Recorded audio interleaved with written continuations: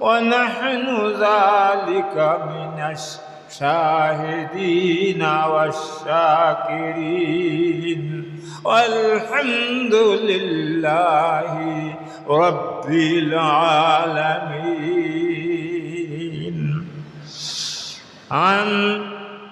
عن أبي هريرة رضي الله تعالى عنه من أحب سنتي فقد أحبني ومن أحبني كان معي في الجنة. رواه البخاري. وعن أنس رضي الله تعالى عنه قال قال رسول الله صلى الله عليه وسلم تركت فيكم أمرين لا تضلوا ما تمسكتم بهما كتاب الله وسنة رسوله. رواه موطأ. وعن عبد الله بن عمر رضي الله تعالى عنه قال سألت النبي صلى الله عليه وسلم أي الأعمال أحب إلى الله عز وجل قال الصلاة على وقتها قلت ثم أي قال بر الوالدين قلت ثم أي قال الجهاد في سبيل الله. رواه البخاري. وعن ابن عباس رضي الله تعالى عنه قال رسول الله صلى الله عليه وسلم ليس منا من لم يرحم صغيرنا ولم يوقر كبيرنا ويأمر بالمعروف وينهى عن المنكر.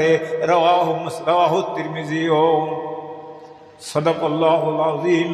وقال تعالى آمرا ومخبرا إن الله وملائكته يصلون على النبي يا أيها الذين آمنوا صلوا عليه وسلموا تسليما. আল্লাহর নবী আনাসের জন্য একটা হাদিসে আসছে দুটো দোয়া করেছেন, আর একটা হাদিসে আছে চারটি দোয়া করেছেন। কয়টি? চারটা দোয়া করেছেন। একটা হাদিসে দুই রকম দোয়া করেছেন। যা সবকটা চারটির ভিতরে তিনটি দোয়া হলো পৃথিবীর দুনিয়ার জন্য, একটি দোয়া হলো আখিরাতের জন্য। আর যে দুটো দোয়া যেটা করেছেন সে দুটো দোয়াই পৃথিবীর দুনিয়ার জন্য তিনি দোয়া করেছিলেন। একটু চিল্লাই বলেন সুবহানাল্লাহ। তাহলে দুনিয়ার দরকার আছে না নাই? আছে না নাই? আমরা দোয়া করি কি? রব্বানা আতিনা ফিদ দুনিয়া হাসানাতাও ওয়া ফিল আখিরাতি হাসানা ওয়া কিনা আযাবান্নার। কি বলেন? আমরা এই দোয়া করি কিনা? এটা কোরআনের আয়াত নাকি? কোরআনের আয়াত। কেউ কেউ বলে এখন যে দোয়া করার দরকার নেই, দোয়া লাগে না। আসলে আল্লাহ তাআলা নিজেই দোয়া শিখাই দিয়েছেন। রব্বানা বলে আল্লাহ তাআলা দোয়াই শিখাইছে। রব্বানা, হে আমাদের প্রভু, আতে না, আপনি আমাদেরকে দান করুন। ফিদ দুনিয়া, দুনিয়ার মধ্যে। কোথায় দান করুন? দুনিয়ার মধ্যে দান করুন। হাসানা, কল্যাণ দান করুন। অবিল আখিরাতি হাসানা, এবং আখিরাতেও আপনি আমাদেরকে কল্যাণ দান করুন। দুনিয়াও কল্যাণ, আখিরাতেও কল্যাণ আপনি আমাদেরকে দান করুন। বলুন সুবহানাল্লাহ। তাহলে দোয়া করতে হবে দুনিয়ার জন্য এবং আখিরাতের জন্য, দুই জন্য দোয়া করতে হবে। যা হযরত আনাসের মা, আনাসের জন্য দোয়া চালেন কার কাছে? বিশ্ব নবীর কাছে। শুনতেছেন না আপনারা? খেয়াল করে মনোযোগটা আমাদেরকে একটু দেন। বেশি সময় আমি আপনাদের সময় নেব না, অল্প সময় ছেড়ে দেব। আমি জানি 40 মিনিট 45 মিনিট আপনারা ক্লাস করেন, এরপরে আর মনোযোগ থাকে না। আসলে মনোযোগ থাকার কথাও নয়। আমরাও তো 45 মিনিট ক্লাস করে রাখলাম, এরপরে মনোযোগ কম হয়ে যায়। এজন্য আমি অল্প সময় আপনাদেরকে ছেড়ে দেওয়ার চেষ্টা করব। তবে একটা বিশেষ দিন যখন আসে তখন আমরা একটু বেশি বেশি খাবার খাই কি খাই না? যখন বিয়ের অনুষ্ঠানে যাই, বাড়ি যেমন 2-4টি খাই, সেরকম 2-4টি খেলে কি ছাড়ে? আর 1 চামচ করে গোস্ত বেশি করে দিয়ে দেয়। তারপরে খেয়ে পারি না, আবার দইও দিয়ে দেয়, তাও পাচ্ছিস না। এরপরে ওই 7 আপ দেয়। তারপরে আসার সময় বলে একটা রসগোল্লা খেয়ে যান, বলে কি বলে না? তাহলে যেদিন বিশেষ দিন আসে সেদিন একটু বেশি খাওয়া পড়ে। আজকে একটা বিশেষ দিন, এই দিনে আল্লাহর নবীর জন্ম হয়েছিল। এই মাসের ভিতরে 12 তারিখে আল্লাহর নবী, বিশ্ব নবী, যে নবী হলেন বিশ্ব মানবতার মুক্তির দূত, যে নবী হলেন সাইয়্যিদুল আম্বিয়া, নবীকুল শিরোমণি, সকল নবীদের সর্দার, যিনি হলেন সমস্ত নবীদের সভাপতি, যিনি তাকে সৃষ্টি না করলে কিছুই সৃষ্টি করা হতো না, এমন একজন পয়গম্বর। সেই পয়গম্বরকে আল্লাহ তাবারক ওয়া তাআলা এই মাসে মাসের ভিতরে সৃষ্টি করেছিলেন। আমি সেই দিকেই কথা নিয়ে যাব। তার আগে ভূমিকা স্বরূপ কিছু কথা বলছি। এখন আপনারা একটু ধৈর্যের সাথে যদি আমাকে সময় দেন, ইনশাআল্লাহ আজিজ অনেক কথা আপনারা শুনতে পাবেন। আমি ইনশাআল্লাহ আজিজ তৈরি আছি আপনাদের কাছে কিছু কথা আজকে আমি বিতরণ করব। আমা তৌফিক ইল্লা বিল্লাহি আলাইহি তাওয়াক্কালতু ওয়া ইলাইহি মুনীব। হযরত আনাসের মা আনাসের জন্য দোয়া চাইলেন কার কাছে? কার কাছে? বিশ্ব নবীর কাছে দোয়া চাইলেন। আয়া ইয়া রাসূলুল্লাহ, আপনি দোয়া করুন। আল্লাহর নবীর দোয়া কি কবুল হয় না হয় না? আল্লাহর নবী যে দোয়া করেন সঙ্গে সঙ্গে কবুল হয়। আর ওই সাথে আমিন বলছেন ওনার মা। দোয়া করছেন রসুল, আমিন বলছেন মা। দোয়া কবুল হবে না হবে না? মায়ের দোয়া কবুল হবে না হবে না? আহা, জামে সগীরের একটা হাদিস মনে পড়ে গেল। আনাস রাদিয়াল্লাহু তাআলা আনহু قال رسول الله صلى الله عليه وسلم সাল্লাল্লাহু আলাইহি ওয়াসাল্লাম, হযরত আনাস রাদিয়াল্লাহু আনহু বর্ণিত, তিনি বলেন রাসূল সাল্লাল্লাহু আলাইহি ওয়াসাল্লাম বলেছেন, তাহতাল আকদামিল উম্মাহাত আল জান্নাতু তাহতাল আকদামিল উম্মাহাতি। জামে সগীরের কিতাবের ভিতরে এসেছে, জননীর পদতলে সন্তানের বেহেশত। মার পা নিজায় মেয়েরা যার মুখে হাত দিয়ে বসে আছো, হাতটা নামিয়ে দাও। ভালো করে শোনো, খেয়াল গায়ে মাথা হাত দিয়ে বসে কেন? মাথা হাত দিও না, খেয়াল করে আমার দিকে তাকিয়ে শুনতে থাকো। আল জান্নাতু তাহতাল আকদামিল উম্মাহাত, জননীর পদতলে সন্তানের বেহেশত। মায়ের পায়ের নিচে বেহেশত, বাপের পায়ের নিচে জুতা। পীর সাহেবের বাড়ি যায় জান্নাত ক্রয় করার জন্য, সেখানে যে দেখবেন পীর সাহেবের পায়ের তলে জুতা লাগানো। পা নিচে কিন্তু বেহেশত নাই, একমাত্র মায়ের পায়ের নিচে হলো বেহেশত। মায়ের মর্যাদা এত বেশি, রাসূলুল্লাহ সাল্লাল্লাহু আলাইহি ওয়াসাল্লাম দিয়েছে যে তোমরা মাকে সম্মান করো, মাকে মর্যাদা দাও। মায়ের মনে কোনো কষ্ট দিও না। এমন শব্দ যেন মা মুখ দিয়ে কখনো না বলে, এমন কষ্ট তোমরা মাকে দিও না। মার সাথে ভালো আচরণ করো। এই মা যদি তোমাদের জন্য দোয়া করে, আল্লাহ নবী বলছেন সেই দোয়ার সঙ্গে সঙ্গে আল্লাহর দরবারে কবুল হয়ে যায়। বলুন সুবহানাল্লাহ। হযরতে আনাস রাদিয়াল্লাহু তাআলা আনহু মা আমিন বলছেন। রাসূল দোয়া করলেন, কি দোয়া করলেন? আল্লাহুম্মা বারিক ফি মালিহি ওয়া আওলাদিহি, আল্লাহুম্মা বারিক ফি মালিহি ওয়া আওলাদিহি ওয়া আতা উমরিহি ওয়া গফরা যামবিক। দোয়াটা করলেন। এর অর্থ শুনুন। আপনার অর্থ জানেন? কেউ জানেন? জানেন না। এটা আমাদের জন্য আফসোস, আমরা মুসলমান, আমরা আরবির অর্থ জানি না। অথচ রসুল বলছেন কি, আহেবুল আরাবিয়াত আলে সালাসাদিন, তিনটি কারণে তোমরা আরবিকে ভালোবাসো। কয়টি কারণে? লিআন্না আরাবিয়ুন, আমি আরব দেশের মানুষ, আমি তোমাদের নবী, আমি তোমাদের শাফাআত করব, আমি তোমাদেরকে জান্নাতে নিয়ে যাব, তাই আমার ভাষা তোমরা একটু শেখো। নবীর ভাষা কি?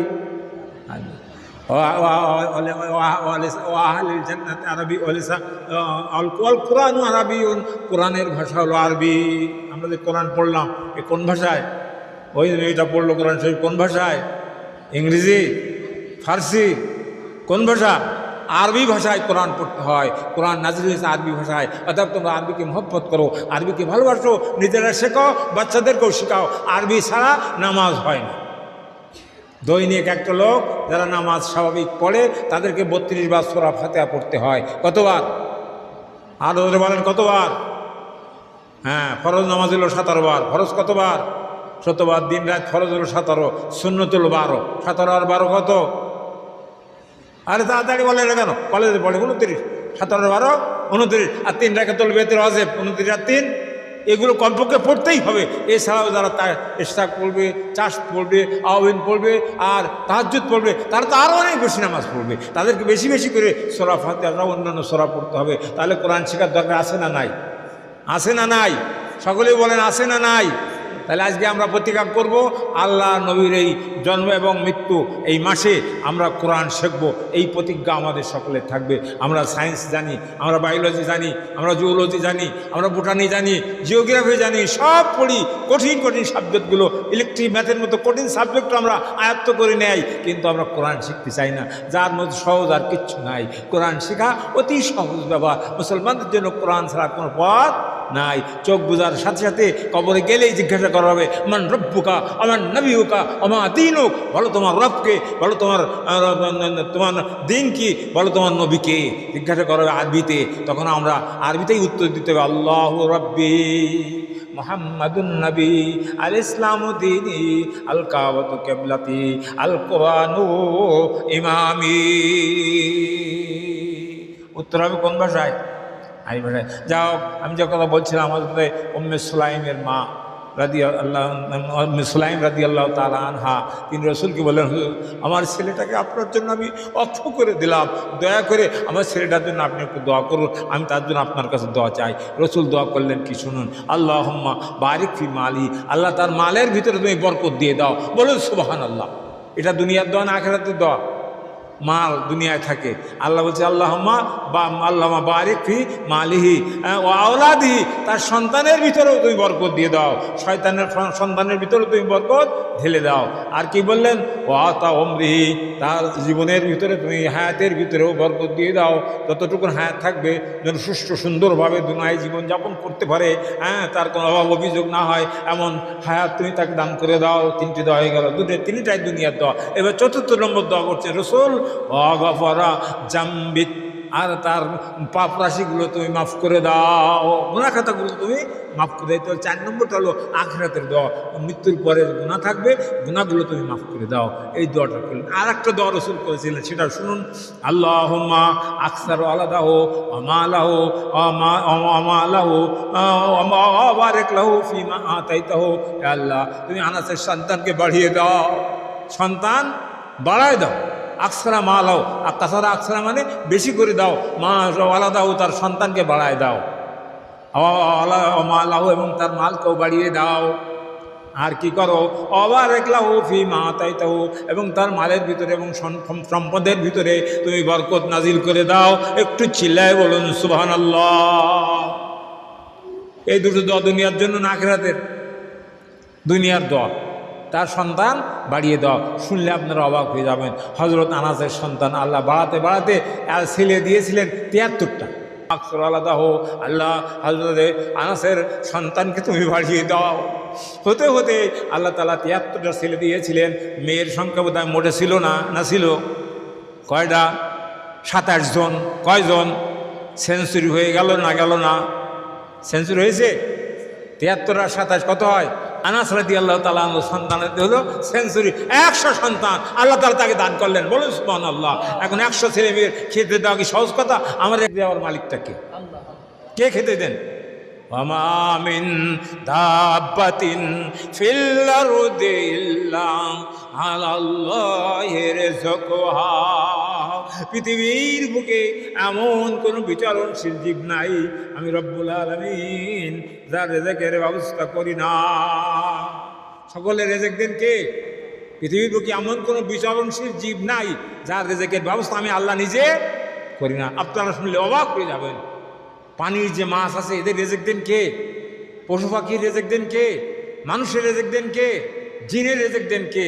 পানির ভিতরে এক ধরনের মাছ বাস করে, মেয়েরা ভালো করে নোট করে নাও।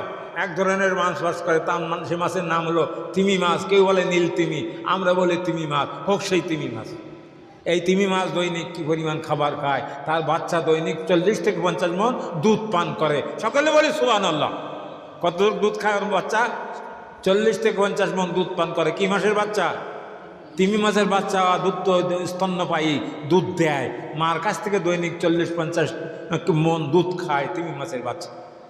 হায় হায়, এই দুধ তিমি মাছ কোথায় পাবে? তার তো খাদ্য নেই। আমরা তো জানি গাই গরুর মুখে দুধ, গাই গরুকে যত খাওয়ানো যাবে, কলা গাছ খাওয়ানো যাবে, ভুসি দেওয়া যাবে, ভাত রান্না করে ক্ষীর রান্না করে খাতি দেওয়া হবে, তত তো দুধ বাড়বে। ওকে কে খেতে দেয়? ওর খাওয়ানোর মালিককে। ও তো থাকে সাগরের অতল তলদেশে। কে খাওয়ায়? ওয়ামা মিন দাব্বাতিন ফিল আরদি ইল্লা আলাল্লাহি রিজকুহা।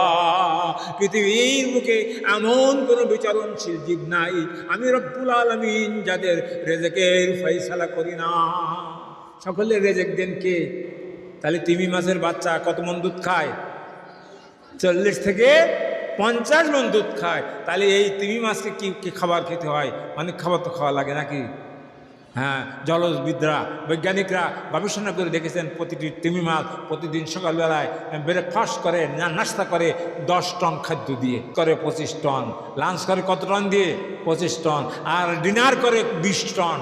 বিসমিল্লাহির রহমানির রহিম। ইয়া আইয়ুহান নবী ইন্না আরসালনাকা শাহিদাও ওয়া মুবাশশিরাও ওয়া নাযীরা ওয়া দাঈআন ইলাল্লাহি বিইذনিহি ওয়া সিরাজাম মুনীরা। আল্লাহু আকবার, সকলে বলুন আল্লাহু আকবার। আল্লাহ তাআলা বলছেন, ইয়া আইয়ুহান নবী, হে নবী, হে আমার রাসূল, ইয়া আইয়ুহান নবী ইন্না আরসালনাকা, নিশ্চয় আমি আপনাকে পাঠিয়েছি কাফাতাল লিন্নাসি বাশীরাও ওয়া নাযীরা। কাফা যথেষ্ট, লিন্নাস মানুষের জন্য, শুধু মুসলমানের জন্য আমাদের নবীকে আল্লাহ তাআলা পাঠান নাই। ইহুদিদের জন্য নয়, নাসারাদের জন্য নয়, বৌদ্ধদের জন্য নয়, ইংরেজদের জন্য নয়, আরবওয়ালাদের জন্য নয়, আজমিদের জন্য নয়, সমস্ত মানব জাতির জন্য আল্লাহ তাআলা রাসূল করিম সাল্লাল্লাহু আলাইহি সাল্লামকে পাঠিয়েছেন বাশীর করে এবং নাজির করে।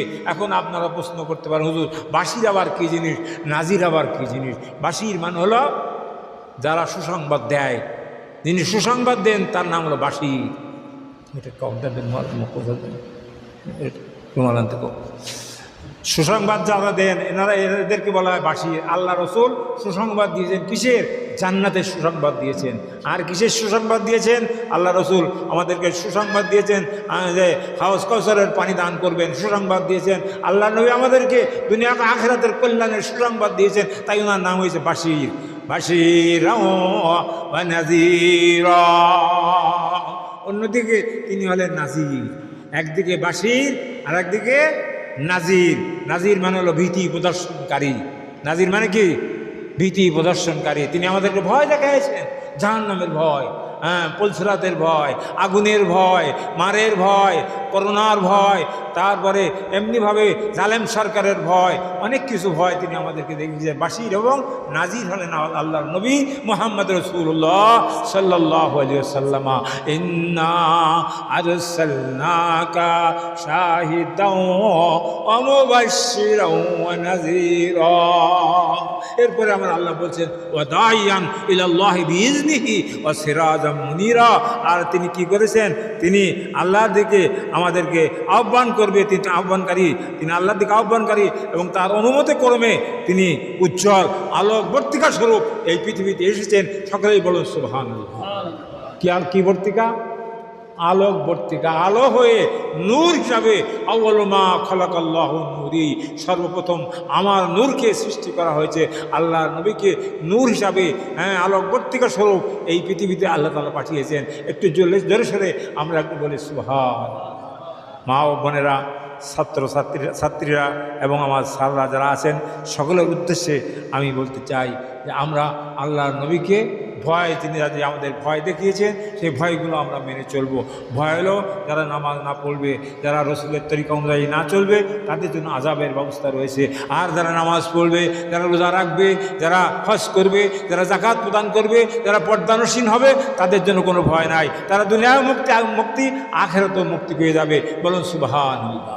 বন্ধুরা আমার, এজন্য আমাদেরকে মহানবী সাল্লাল্লাহু আলাইহি সাল্লামের তরিকা জীবনের প্রতিটি পদক্ষেপে আমাদেরকে অনুকরণ করতে হবে, অনুসরণ করতে হবে। কারণ আল্লাহ তাআলা নিজেই বলেছেন, লাকাদ কানা লাকুম ফি রাসূলিল্লাহি উসওয়াতুন হাসানা। নিশ্চয়ই লাকাদ কানা লাকুম, তোমাদের জন্য রয়েছে আল্লাহর নবীর জীবনীর মধ্যে, আল্লাহর নবীর তরিকার মধ্যে, আল্লাহর নবীর চলার মধ্যে, আল্লাহর নবীর বলার মধ্যে, আল্লাহর নবীর খাওয়ার মধ্যে, আল্লাহ রাসূলের চরিত্রের মধ্যে তোমাদের জন্য উত্তম আদর্শ নিহিত রয়েছে। জোরে সরে বলুন সুবহানাল্লাহ। রসুলের আদর্শ মেনে নেন, আপনারা উত্তম চরিত্রের অধিকারী হতে পারবেন। নবী যেমন ছিলেন তেমনি আপনারা হতে পারবেন। নবীর আদর্শের কথা আপনারা দুই একটি যদি বলি অবাক হয়ে যাবেন। আল্লাহ রসুল জন্মগ্রহণ করেছিলেন কোন জায়গায়? কোন জায়গায় জন্মগ্রহণ করেছিলেন? মক্কায় জন্মগ্রহণ করেছিলেন আল্লাহ রসুল। কোন বংশে জানো তোমরা? কুরাইশ বংশে। রসুলের আব্বার নাম কি? মায়ের নাম কি? আমেনা। মক্কায় জন্মগ্রহণ করেছিলেন। মক্কার নামটা কোরআনে কোথাও লেখা নাই। কোরআনে লেখা আছে কি? বাক্কা। লিল্লাল্লাযী বিবাক্কাতাম মুবারাকাতাও ওয়া হুদাল লিল আলামিন। বাক্কাকে আবার বাংলায় বলা হয়েছে মক্কা। আরবিতে বলে বাক্কা, বাংলায় আমরা কি বলি? মক্কা রসুল জন্মগ্রহণ করেছিলেন। আমাদের নবী লেখাপড়া জানতেন? হ্যাঁ, জানতেন না? উম্মি নবী ছিলেন নাকি? হ্যাঁ, এই কথা বলা যাবে না। আমাদের উম্মি ছিলেন না। বুঝতু মুআল্লিমান আও কামা ক্বালা আলাইহিস সালাতু ওয়াসসালাম। আল্লাহ নবী বলছেন, আল্লাহ তাআলা আমাকে শিক্ষক করে পাঠিয়েছেন। শিক্ষক কি কখন মূর্খ হতে পারে? মূর্খ মানুষ লেখাপড়া সে আমাদেরকে সবক দিতে পারবে? আমি যদি কিছু না জানি তোমাদেরকে কী শেখাবো? আমি শিক্ষক, আমি কি মূর্খ মানুষ? আমি কিছু শেখাতে পারবো? এখানে বসলে আমার পায়জামা গরম হয়ে যাবে না? পায়জামা নষ্ট হয়ে যেতেও পারে।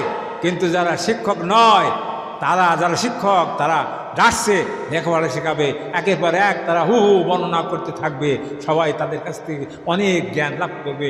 আল্লাহ রসুল বলছেন, বুঝতু মুআল্লিমান, আমাকে শিক্ষক করে পাঠানো হয়েছে। আমি ছাত্র নই, দুনিয়ার কোনো মানুষের কাছে আমি পড়ি নাই। আমাকে শেখাইছেন আমার আল্লাহ। শেখাইছেন কে? আল্লাহ আমাকে শেখাইছেন। আমি যে বিশ্ববিদ্যালয় পড়েছি সেই বিশ্ববিদ্যালয়ের নাম হরিল আলী মহিলা মহাবিদ্যালয়। বিশ্ববিদ্যালয়ের নাম কি? কপিলমণি, হরিল আলী কপিলমণি মহিলা মহাবিদ্যালয় আল্লাহ নবী পড়েছেন নাকি? এখানে পড়েন নাই? তাহলে কপিলমণি পড়েছেন। কোন জায়গায় পড়েছেন জানো? যে বিশ্ববিদ্যালয়ের নাম গার হেরা। কোথায়? গার হেরা। আল্লাহ রসুল সেই বিশ্ববিদ্যালয়ের ছাত্র ছিলেন। সকলে একটু চিল্লায় বলে সুবহানাল্লাহ। কোন জায়গায় পড়েছিলেন? গার হেরা। গার হেরার ভিতর থেকে রসুল করিম সাল্লাল্লাহু সেখানে লেখাপড়া করেছিলেন। আল্লাহ নবীর খাদেম হযরত আনাস রাদিয়াল্লাহু তাআলা আনহু থেকে হাদিসটি বর্ণিত। তিনি বলছেন, লা ইউমিনু আহাদুকুম হাত্তা আকুনা হাব্বা ইলাইহি মিন ওয়ালিদিহি ওয়া ওয়ালাদিহি ওয়ান নাস আজমাইন, রাওয়াহু মুসলিম। মুসলিম শরীফের একটি হাদিস, লা ইউমিনু আহাদুকুম, অতক্ষণ পর্যন্ত তোমরা মুমিন হতে পারবে না যতক্ষণ না তোমরা কি করতে পারবে? আমাকে ভালো না বাসতে পারবে। কার থেকে? তোমাদের সন্তানাদি থেকে, তোমাদের আব্বা আম্মা থেকে, এমনকি তোমাদের নিজের জান থেকেও। আমি নবী, আমাকে তোমরা ভালো না বাসতে পারবে ততক্ষণ পর্যন্ত তোমরা কামেলে মোমেন হতে পারবে না, ইমানদার দাবি করতে পারবে না, আল্লাহ নবীর উম্মাত তোমরা প্রকৃত হতে পারবে না। এই জন্য উম্মাত হতে হলে আমাদেরকে নবীর ভালোবাসা অর্জন করতে হবে। নবীকে ভালোবাসতে হবে নিজের জান দিয়ে, নিজের মাল দিয়ে, নিজের অর্থ দিয়ে নবীকে ভালোবাসতে হবে। প্রিয় ছাত্রছাত্রীরা, আমি তোমাদের কাছে সর্বশেষ আর একটি কথা বলে শেষ করে দেবো। আরেকটি হাদিস বলি। আন ইবনে আব্বাস রাদিয়াল্লাহু তাআলা আনহু قال قال رسول الله صلى الله عليه وسلم। হযরত ইবনে আব্বাস রাদিয়াল্লাহু তাআলা আনহু তে বর্ণিত, রাসূলুল্লাহ সাল্লাল্লাহু আলাইহি ওয়াসাল্লাম বলেন, লাইসা মিন্না মান লাম ইয়ারহাম সাগীরানা ওয়া লাম ইয়াকি কাবীরানা ওয়া ইয়ামুরু বিল মারুফ ওয়া ইয়ানহা আনিল মুনকার ওয়া তুমিনুনা বিল্লাহি। রাওয়াহু তিরমিজি। তিরমিজি শরীফের হাদিস। হযরত আনাস রাদিয়াল্লাহু খাদেমুন নবী হযরত আনাস রাদিয়াল্লাহু তাআলা আনহু থেকে এই হাদিসটি বর্ণিত। তিনি বলছেন, রাসূল সাল্লাল্লাহু আলাইহি ওয়াসাল্লাম বলছেন, লা ইউমিনু আহাদুকুম, অতক্ষণ পর্যন্ত তোমরা কামেল মুমিন হতে পারবে না যতক্ষণ না পর্যন্ত তোমরা তোমাদের নিজের সন্তানাদি থেকে, নিজের আব্বা আম্মা থেকে, নিজের নফসের থেকে, জানের থেকেও আমি মুহাম্মদকে বেশি ভালো না বাসবে ততক্ষণ পর্যন্ত তোমরা মুমিন হতে পারবে না। তাহলে মুমিন হতে হলে আমাদেরকে রসুলকে ভালোবাসতে হবে। কীরকম ভালোবাসতে হবে? যেমন সাহাবীরা রসুলকে ভালোবেসেছিলেন। আল্লাহ নবী কেমন ভালোবেসেছিলেন একটা উদাহরণ আমি তোমাদের সামনে পেশ করতে চাই। আল্লাহ নবী যখন মক্কায় জন্মগ্রহণ করেছিলেন, মক্কায় তখন তার বাড়ি ছিল মসজিদে হারাম শরীফের পাশেই, পূর্ব পাশেই, অল্প দূরেই নবীর বাড়ি। আমরা সেখানে গিয়েছিলাম নবীর বাড়িটা দেখার জন্য। একদিন সকালবেলায় ফজরের নামাজ পড়ে আমরা কয়েকজন আল্লাহ নবীর বাড়িটা কেমন একটু দেখে আসি। দেখতে যেয়ে দেখি বাড়িটার চারদিক থেকে পাঁচিল দেওয়া, একতলা একটা ছোট বিল্ডিং করা। আমার ওখানে দারোয়ান ছিলেন, দারোয়ানকে জিজ্ঞাসা করা, আসসালামু আলাইকুম ইয়া আখিল মুকাররাম। তিনি বললেন, ওয়ালাইকুম আসসালাম, আদ খুলু, ভাই আমরা কি একটু ভিতরে যেতে পারি? আমি বললাম যে আদ খুলু, আমরা কি একটু ভিতরে যেতে পারি? তোমরা যেমন বলো না, may I coming sir please, বলো না এরকম আরবিতে বলে আদ খুলু, আমরা কি ভিতরে ঢুকতে পারি? উনি বলছেন, লা বাদ আল আসর, এখন খোলা হবে না, এটা আসরের নামাজের পরে খোলা হয়, তোমরা ওই সময় আসবে আর তোমাদেরকে খুলে দেখাই দেওয়া হবে এর ভিতরে কী আছে। ওখানে রসুলের লাইব্রেরির ভিতরে অনেক কিতাবাদি আছে, অনেক কিছু দেখা রয়েছে, সেগুলো সেখানে রয়েছে। যাই হোক, আল্লাহ নবীর সেই ছোট্ট বাড়িটাও আমরা দেখে এসেছি। নবীর বাড়ির পাশে তাকিয়ে দেখি, জিজ্ঞাসা করলাম এই জায়গাটা কি? একজন বলল, তো আপনি চেনেন না? এটা তো এলো সেই বাড়ি, এটা হলো আবু জেহেলের বাড়ি, যে আবু জেহেল রসুলকে কষ্ট দিয়েছিল। রসুলের চাচা, রসুলকে মেরেছিল, রসুলকে ধরেছিল, রসুলকে কচু কাটা কেচেছিল, রসুল সমাজে দাঁড়াতে দেয় নাই, রসুলের বিরুদ্ধে অপমান অবদস্ত করেছিল। সেই চাচা বাড়ি হলো এই, সেখানে একটা টয়লেট করা হয়েছে, গণ টয়লেট। তাম পৃথিবীর মুসলমানরা ওখানে যেয়ে পেশাব পায়খানা করে। মহিলাদের জন্য আছে, পুরুষদের জন্য আছে। যদিও পেশাব পায়খানা না লাগে, তবুও আবু জেহেল রসুল শত্রু, তাই মনে করি ওখানে একটু পেশাব পায়খানার ভানও করতে কেউ কেউ যায়। সেই জায়গাটার নাম হলো আবু জেহেলের বাড়ি। সকলে বলেন সুবহানাল্লাহ। আল্লাহ নবীর সঙ্গে ভালো আচরণ করতে হবে, ভালো ব্যবহার করতে হবে। যারা ভালো ব্যবহার করেছে তারা রসুলের কাছে রসুলের উম্মত হয়েছে এবং তারা দামি মানুষে পরিণত হয়েছে। আল্লাহ নবী তাদেরকে দুনিয়া এবং আখিরাতের কল্যাণের কথা বলে গিয়েছেন। আমি সে কথাটি আপনাদের সামনে বলতে চাচ্ছি যে আল্লাহর নবী আমাদেরকে বলেছেন যে আব্দুল্লাহ বিন উমর রাদিয়াল্লাহু তাআলা আনহু ক্বালা সাআলতুন নবিয়্য সাল্লাল্লাহু আলাইহি ওয়াসাল্লাম আইয়ুল আমাল আহাব্বু ইলাল্লাহি আযজা ওয়া জাল্লা ক্বালা as-সালাতু আলা ওয়াক্তিহা কুলতু সুম্মা আইয়ু ক্বালা সুম্মা বিররুল ওয়ালিদাইন কুলতু সুম্মা আইয়ু ক্বালা আল জিহাদু ফি সাবিলিল্লাহ। রাওয়াহুল বুখারী। একটু চিল্লায় বলুন সুবহানাল্লাহ। কোন কিতাব? বুখারী শরীফের হাদিস। আব্দুল্লাহ বিন ওমর থেকে হাদিসটি বর্ণিত। হযরত ওমরের ছেলে আব্দুল্লাহ এই হাদিসটা বর্ণনা করেছেন যে ওমরের নাম আমরা সকলে শুনেছি, শুনি নাই? চিনি না আমরা? চিনি, আমরা ওমরকে চিনি। দেখা হয়েছিল আমাদের মনে হয় এই মাহমুদ কাটির মোড়ে অথবা কবিল টার্মিনালে মনে হয় আমাদের সাথে দেখা হয়েছিল, মনে হয় সেই ওমর। আহা, জানি আমাদের সাথে অতি পরিচিত। যিনি ইসলামের তৃতীয় খলিফা ছিলেন হযরত ওমর। হযরত ওমর এমন ওমর ছিলেন, রসুল বলেছেন লা আনা খাতামুন নবী লা নবিয়্যা বাদি লাউ কানা নবিয়ান লাকানা ওমর। একটু জোরে বলুন সুবহানাল্লাহ। আল্লাহ নবী বলছেন আমি হলাম লাউ আনা খাতামুন নবী, আমি হলাম শেষ নবী, আমার পরে আর কোনো নবী পৃথিবীতে আসবে না। হ্যাঁ, যদি কেউ নবী আসতেন লাকান ওমর, তিনি হতেন হযরত ওমর। সকলে বলে সুবহানাল্লাহ। 22টি আয়াত হযরত ওমরের খাতিরে আমার আল্লাহ তাআলা নাজিল করেছেন। কয়টা আয়াত? ওমরের সেনার ভিতরে ওমরের কলবে কোরআন নাজিল হয়েছে 22টি আয়াত। রসুলের কাছেও হয়েছে, ওমরের কাছেও এসেছে। তাহলে আপনারা চিন্তা করে দেখুন ওমর কত বড় জলিল কদর সাহাবী ছিলেন। জোরে সরে বলুন সুবহানাল্লাহ। হযরত ওমর রাদিয়াল্লাহু তাআলা আনহু রাতের বেলায় ঘুমাতেন না, অর্ধজাহানের খলিফা ছিলেন, 31 লক্ষ বর্গ মাইলের খলিফা ছিলেন হযরত ওমর। রাত্রে ঘুমাতেন না, ঘুরে ঘুরে প্রজাদের অবস্থা ঘুরে ঘুরে দেখতেন। আর আমাদের সরকার রাত্রি ঘুমায়, চৌকিদাররাও ঘুমায় থাকে, আমাদেরকে ফেলে রাখে, তোমরা যা বড় করো, চোর ডাকাতে তোমাদেরকে সব লুটপাট করে নিয়ে যাক, কেউ দেখার মতো আমাদের নাই। কিন্তু হযরত ওমরের দেশে ওমর নিজেই ঘুমাতেন না। তাহলে আর যারা ছিল তারা ঘুমাতে পারতো? কেউ ঘুমাতে পারতো না। হযরত ওমর একদিন ঘুরতে ঘুরতে দেখে ওই দূরে একটা পাহাড় দেখা যায়, পাহাড়ের পাশে একটা ছোট্ট তাঁবু আছে, তাঁবুর থেকে একটা লোক একবার এই রাস্তায় আসছে, আরেকবার তাঁবুতে যাচ্ছে, একবার রাস্তায় আসছে, আরেকবার তাঁবুতে যাচ্ছে। খেয়াল করে শুনি সবাই, অল্পক্ষণ আর কথা হবে, বেশি সময় নেই, অল্প সময় ধৈর্যচ্যুত ঘটাবো না, অল্প সময় 40 মিনিট হয়ে গেছে, আর অল্প 2-10 মিনিটের ভিতরে ইনশাআল্লাহ দোয়া হয়ে যাবে আল্লাহর রহমতে। যাক, হযরত ওমর একবার ওই তাঁবুর ভিতরে যাচ্ছেন, আবার তাঁবুর থেকে বের হচ্ছেন, ওখানে এগিয়ে যেয়ে ওমর ওই লোকটাকে সালাম দিলেন, আসসালামু আলাইকুম ইয়া আখিউল মুকাররম, হ্যাঁ আমার ভাই, আপনার জন্য সালাম। আপনি একবার ওই তাঁবুর ভিতরে যাচ্ছেন, আবার বেরিয়ে আসছেন, আপনার পরিচয় কি, কী জন্য যাচ্ছেন আপনি বলুন আমাদের সাথে, আমার সাথে বলুন। ওই গভীর রাত্রিতে যাচ্ছেন কে? ওমর। জিজ্ঞাসা করছেন কার কাছে? পথিকের কাছে। পথিক ওই দেশের লোক না, ওই বর্ডার পারে ওই পারের লোক ছিল, ওই দেশের লোক। উনি আসছেন ওমরের দেশে, অভাব দেশে, এই ওমরের দেশে উনি আসছিলেন। এই ওমরের দেশে আসলে অনেক সাহায্য সমৃদ্ধি পাওয়া যাবে। আবার স্ত্রী হলো সন্তান সম্ভাবনা, স্ত্রীর পেটে বাচ্চা সন্তান হবে, এরকম স্ত্রীকে তিনি নিয়ে এই দেশে এসেছেন। এসে রাত্রে ওখানে রাত হয়ে গেলে ওখানে তাঁবু গেলে ওই গর্তের ভিতরে আসেন। সে সময় স্ত্রীর প্রসাব বেদনা শুরু হয়েছে। কে দেখবে তাকে?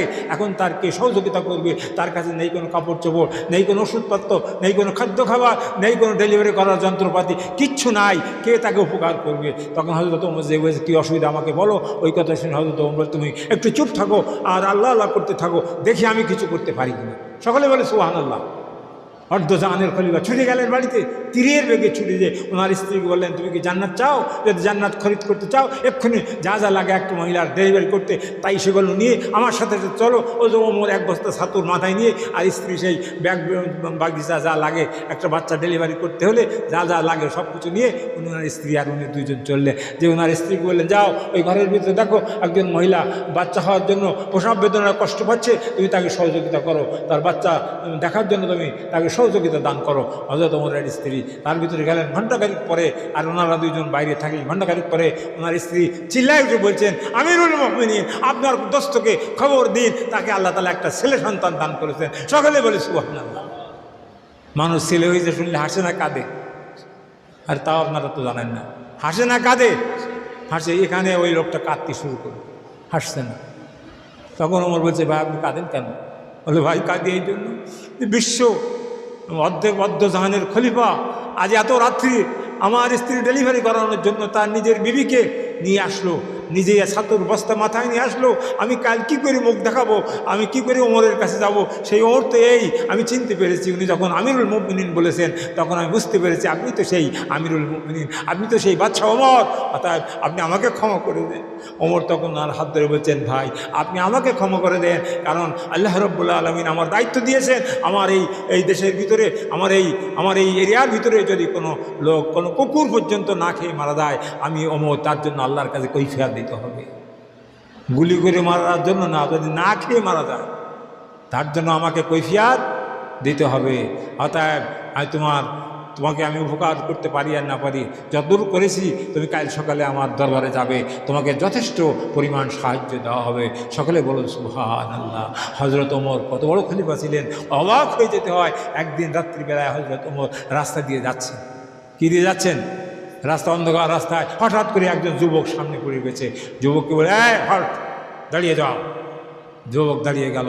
যুবক তখন তার আত্মরাম খাসা ছাড়া, যুবক তো বুঝছে আজকে আমার আর রেহাই নেই, ওমরের সামনে, বাঘের সামনে পড়ে গেছি, আমাকে কিছু টুকরো টুকরো করে ফেলবে, কারণ আমি তো এইমাত্র মদ খেয়ে আসলাম। কি খেয়ে আসলো? মদ কি হালাল না হারাম? ভালো করে বলেন, মদ হালাল না হারাম? আহাল্লাল্লাহুল বাইয়া ওয়া হারামার রিবা। আল্লাহ তাআলা ব্যবসাকে হালাল করেছেন, আর আল্লাহ তাআলা সুদকে হারাম করেছেন, এবং আল্লাহ তাআলা মদকেও হারাম করে দিয়েছেন। অর্থাৎ মদ খেয়ে লোকটা আসছে, তখন ও ওমরকে যখন যায় দাও, তখন ওর আর জান নেই ধরে। ও তখন তওবা করতে লাগলো আর বলতে লাগলো, আল্লাহ আজকে রাতের মতো তুমি আমাকে একটু বাঁচিয়ে দাও, আর জিন্দেগির ভিতরে কখনো আমি মদের স্পর্শ করবো না, তুমি আমাকে বাঁচিয়ে দাও। আর এক বোতল নিয়ে এসে সকালে খাওয়ার জন্য, কি ওখান থেকে খেয়ে এসে এক বোতল, আর একটা বোতলে করে মদ নিয়ে এসেছে সকালে খাওয়ার জন্য। ওমর বলছে, দাও। কোথার থেকে আসলে? বলছে, আমি বাড়ির থেকে আসলাম। কেন? আমি বোনের বাড়ি যাচ্ছি, আমার বোন অসুস্থ, মা এক বোতল দুধ আমাকে দিয়েছেন, এই দুধ নিয়ে দুধ দেওয়ার জন্য যাচ্ছি। বলে, তাই নাকি? বের কর দেখি কীরকম দুধ। দেখা গেল মদ তখন দুধে পরিণত হয়ে গিয়েছে, একটু হালকা গরম আছে, তখন সেটা মদ আর নাই সেখান, তখন ওই মদটা দুধ হয়ে গিয়েছে। একটু চিল্লাই বলে সুবহানাল্লাহ। এটাই ছিল হযরত ওমরের কারামতি, এটাই ছিল হযরত ওমরের কারামতি। হযরত ওমর একদিন মসজিদে নববীতে খুতবা দান করছেন। কি করছেন? খুতবা দিচ্ছেন, দাঁড়িয়ে খুতবা পেশ করছেন। ইত্তু ভাষার তিনি বলছেন, ইয়া সারিয়াতুল জাবাল, ইয়া সারিয়াতুল জাবাল, ইয়া সারিয়াতুল জাবাল, তিনবার এই কথাটা বললেন। বলার পরে নামাজ শেষ হলে সাহাবীরা ওনাকে ঘিরে ধরলেন যে, হুজুর আজকে নতুন কথা শুনলাম, ইতিপূর্বে কখনো তো আপনি এই ধরনের কথা বলেন না, আজকে এই কথাটা আপনি কেন বললেন ইয়া সারিয়াতুল জাবাল? সারিয়া ছিল, উনি একটা যুদ্ধ প্রেরণ করেছিলেন 1 মাস আগে। ওই নেহান্দে, সেই নেহান্দের যুদ্ধের সেনাপতি ছিল সারিয়া। বলছে, হে সারিয়া, তুমি ওই জাওয়ালের দিকে লক্ষ্য করো, ওই পাহাড়ের দিকে লক্ষ্য করো, খবরদার ওইদিকে যেও না, ওইদিকে গেলে তোমাদের কিন্তু বধ করে ফেলবে, তোমাদের মেরে ফেলবে, গেরিলা সৈন্যরা ওখানে ওত পেতে রয়েছে, ওইদিকে তোমরা যেও না। তিনি বলছেন মদিনা শরীফের মসজিদে নববীর মেম্বারে দাঁড়িয়ে, আর যে জায়গায় বলছেন তারা হলো মদিনার থেকে 1200 মাইল দূরে নেহান্দে এই যুদ্ধ হচ্ছিল। জোরে সরে বলেন সুবহানাল্লাহ। টেলিফোন নেই, টেলিগ্রাম নেই, কিচ্ছু নেই, কিন্তু ওমরের কথা তারা শুনতে পেয়েছে। হ্যাঁ, যখন তারা ফিরে আসলো একদল সাহাবী, তারা বললো, আমরা একটু শুনে দেখি না কথাটা কী হয়। শোনার পর ওনারা বললেন, হ্যাঁ, শুক্রবার জুমা যখন খুতবা হচ্ছিল, হযরত ওমর রাদিয়াল্লাহু তাআলা আনহু বলছিলেন, ইয়া সারিয়াতুল জাবাল, হে ওমর, হে সারিয়া, পাহাড়ের দিকে লক্ষ্য করো। এ কথাটা আমরা সকলে শুনতে পেয়ে ওই রাস্তা আমরা ত্যাগ করে অন্যদিকে গিয়েছিলাম, সেই জন্য আমরা সেদিনকার মতো ওই যুদ্ধে আমরা বেঁচে গিয়েছিলাম। একটু জোরে সরে বলি সুবহানাল্লাহ। যাই হোক, মহানবী সাল্লাল্লাহু আলাইহি সাল্লামের জীবনী আলোচনা করে শেষ করা যাবেন। আল্লাহর নবীর পরে অনেক অত্যাচার হয়েছে। মক্কা থেকে তাকে মেরে ধরে তাড়িয়ে দেওয়া হয়েছিল। হওয়ার পরে তিনি মদিনায় চলে গিয়েছিলেন। যাওয়ার পথে তিনি একটা গুহার ভিতরে আশ্রয় গ্রহণ করেছিলেন। মনের থেকে একটি কথা আমরা শুনবো, নবী মায়ের খেদমতের কথা বলেছেন না বলেন নাই? বলেছেন, কিন্তু মাকে তো তিনি দেখেন নাই, দেখেছেন? রসুলের যখন জন্ম হয়েছে তখন তার মা মারা গেছেন, তখন রসুলের বয়স কয় বছর ছিল? মাত্র 6 বছর বয়সে মার খেদমত করা যায়? বাপকে তিনি দেখেছেন? বাপ তখন তো আমাদের বাপ কত বড়, বাপ কয় বছর বয়সে মারা গেছে? জন্মের 3-4 মাস আগে বাপ ইন্তেকাল করেছেন। তাই বাপও নাই, মাও নাই, নবী হলেন এতিম। নবী কি এতিম? এতিমরাই তো এতিমের দরদ বুঝে। আল্লাহ নবী মোহাম্মদ রসুল্লাহ সাল্লাল্লাহু আলাইহি ওয়াসাল্লাম হাদিস বলছেন যে মায়ের দাম কত বেশি। মাকে তো উনি খেদমত করতে পারেন নাই, তবে মার কথা কেমন কি বলেছেন একটা হাদিস বলেই আমি কথা শেষ করি। আন আবি তুফাইলিন রাদিয়াল্লাহু তাআলা আনহু, হাদিসটা ভালো করে শোনো। আন আবি তুফাইলিন রাদিয়াল্লাহু তাআলা আনহু ক্বালা রাআইতুন নাবিয়্যা সাল্লাল্লাহু আলাইহি ওয়াসাল্লাম ইয়াকসিমুল হামান বিল জিররানাতে ইযা আকবারাত ইমরাতুন হাত্তা দানাত ইলান নবী সাল্লাল্লাহু আলাইহি ওয়াসাল্লাম ফাবাযাত লাহা রিদাহু ফাজালাসাত ফাকুলতু মান হিয়া ক্বালা ইয়া উম্মুল্লাতী আরযাতুহু। সবাই বলে সুবহানাল্লাহ। হযরত আবু তুফাইল রাদিয়াল্লাহু তাআলা আনহু থেকে এই হাদিসটি বর্ণিত। তিনি বলছেন রাসূলুল্লাহ সাল্লাল্লাহু আলাইহি ওয়াসাল্লাম বলছেন রাআইতুন নবী সাল্লাল্লাহু আলাইহি ওয়াসাল্লাম, আমি রাসূল সাল্লাল্লাহু আলাইহি ওয়াসাল্লামকে দেখেছি। আবু তুফাইল বলছেন যে রাআইতু, আমি দেখেছি। কাকে দেখেছি? রাসূলুল্লাহ সাল্লাল্লাহু আলাইহি ওয়াসাল্লাম, রাসূল সাল্লাল্লাহু আলাইহি ওয়াসাল্লামকে আমি দেখেছি। কি দেখেছি? ইয়াকসিমুল হামান বিল জিররানাতে, জিরানা নামক স্থানে আল্লাহ নবী গোশত বন্টন করতেছিলেন। কি বন্টন করতেছিলেন? গোশত। কিসের গোশত? উনি হুনায়নের যুদ্ধ করতে যেয়ে মুসলমান অনেক উট, অনেক দুম্বা পেয়েছিলেন, এগুলো জবাই করে সব জায়েজদের ভিতরে, সৈনিকদের ভিতরে গোশতরা রসুল বন্টন করতেছিলেন। যে জায়গাটা বসে, জায়গাটার নাম হলো কি? কোন জায়গাটার নাম কি বললাম? জিরানা। কি বললাম? জিরানা নামক স্থানে আল্লাহ নবী গনিমতের মাল বন্টন করতেছেন। গনিমত বলতে তো যুদ্ধলব্ধ মাল, যুদ্ধ করতে যেয়ে যে মাল পাওয়া যায় ওই মালটার নাম গনিমত।